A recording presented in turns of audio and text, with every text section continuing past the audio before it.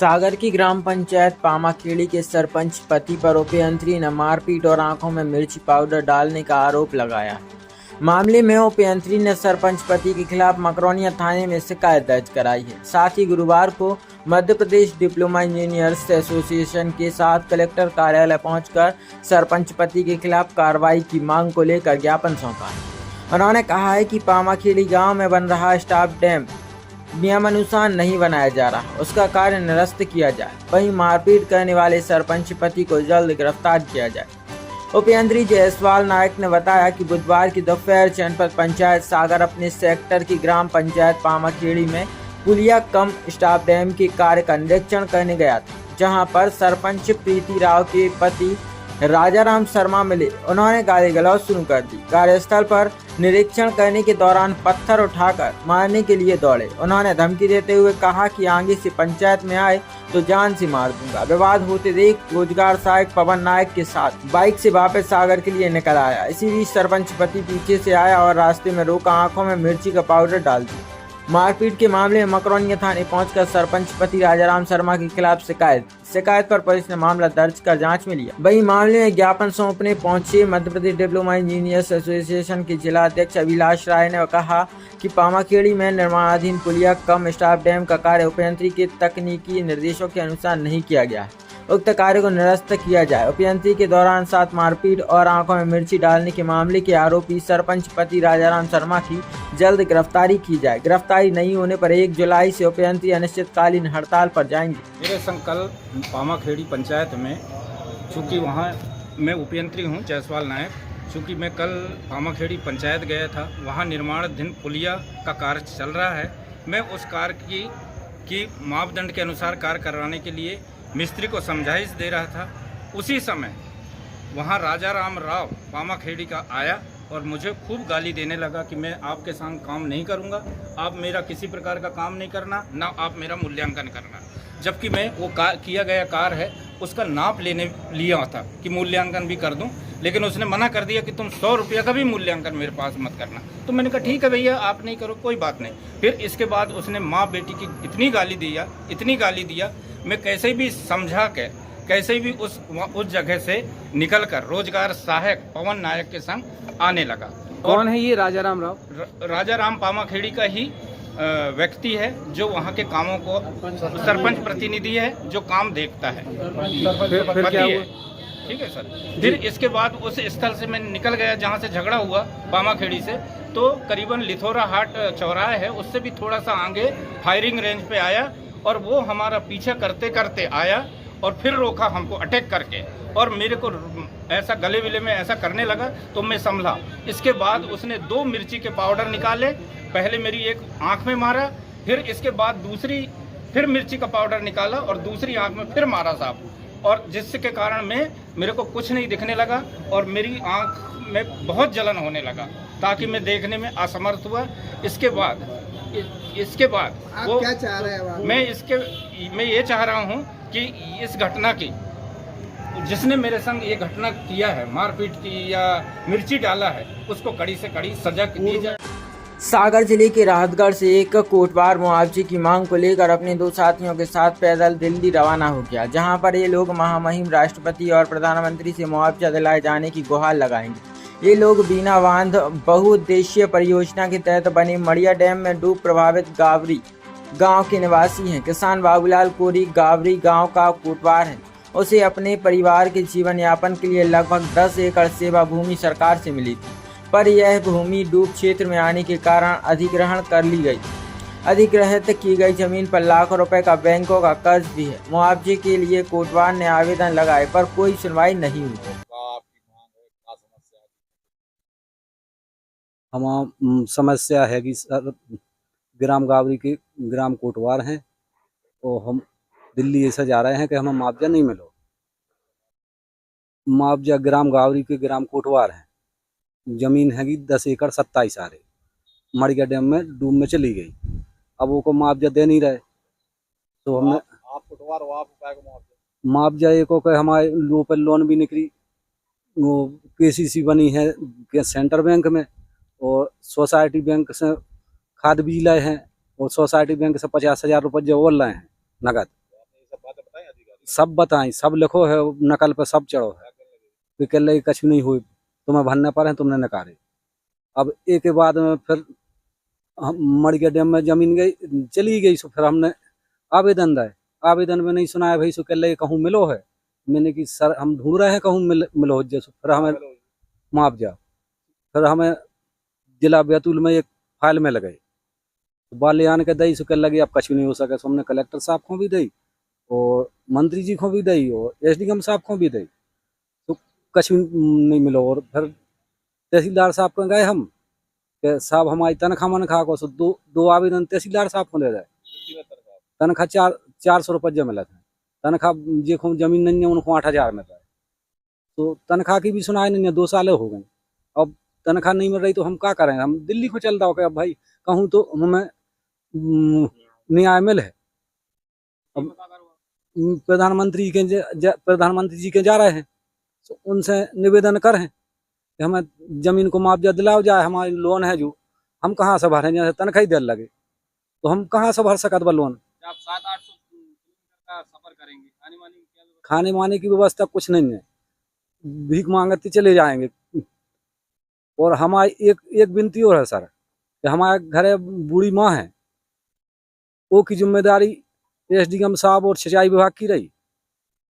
भाई हम मोते हैं नहीं, बीमार रहते हैं, कुछ भी हो सकत का, लाइट होते है नहीं है, लाइट ये कल लगाए सो काटे आए, अब का कुछ हो जाए तो हम तो न कर चुके हैं, कुछ भी हो जाए हम लौट बीमारी नहीं है। सूचना दे दी हमने, डाक से सबको डाल दे, SDM साहब को भी दे दो, SP साहब को भी दे दो, कलेक्टर साहब को भी दे दो, कमिश्नर साहब को भी दे दो, डाक से सबको डाल दे। जे इनको ID को पैसा नहीं मिलो, सो जे भटक रहे हैं, सब ने आवेदन दे के परेशान हो चुके, तो फिर हमने कही तुम्हारा चल रहा हो तो चलो पुनर्वास के पैसा, तो कह लगे हम भी चल रहे, 3 जने न कर पारे। सर गावरी गांव का कोटवार मुआवजे की मांग को लेकर दिल्ली गया है लेने।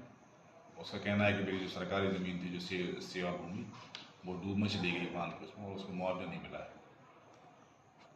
भू अर्जन के संबंध में 2 साल पहले भू अर्जन किया जा चुका है, और उस समय जो इनकी आपत्ति होगी उस पर निराकरण भी किया गया होगा। और यदि ये कोटवार की भूमि में मांग रहे हैं तो उसमें क्योंकि नियम नहीं है कि कोटवार की भूमि में, क्योंकि वो शासकीय भूमि होती है और उसमें ऐसा कोई नियम नहीं है कि इनको मुआवजा की राशि दी जाए। और फिर भी यदि दुखी है तो वो संबंधित कोर्ट में जा सकते हैं, अपना निराकरण करा सकते हैं। तो उसमें बहुत लोन भी बहुत ज़्यादा है उसके बैंकों के, तो वो कैसे भरेगा वो? अब उसके लिए दूसरे कुछ उसको पूरा वेतन देने का प्रावधान है कि उसको हम पूरा वेतन दे देंगे। उसको सर 2 साल से वेतन भी नहीं मिल रहा पूरा।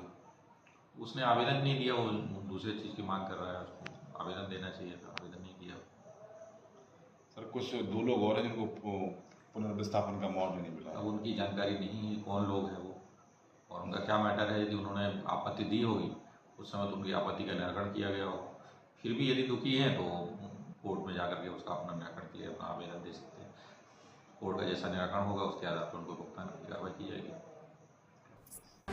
आरोपियों के कब्जे से 21 मोबाइल फोन जब्त किए गए हैं। इनकी कीमत करीब 3 लाख रुपए है। पुलिस ने दोनों आरोपियों को गिरफ्तार कर न्यायालय के समक्ष पेश किया है। बीना जंक्शन GRP पुलिस ने ट्रेनों में यात्रियों के मोबाइल फोन चोरी करने वाले एक अंतर्राज्यीय चोर को गिरफ्तार किया है। आरोपी के कब्जे से यात्रियों से चुराए गए लगभग 3 लाख रुपए कीमत के मोबाइल जब्त किए गए। ट्रेनों में आए दिन होने वाली मोबाइल चोरी की रोकथाम के लिए भोपाल रेलवे पुलिस अधीक्षक मृंगाका डेका के मार्गदर्शन में बीना थाना प्रभारी बबीता कठेरिया ने ट्रेन और बीना जंक्शन के सभी प्लेटफॉर्म पर GRP पुलिस बल की सक्रियता बढ़ा दी।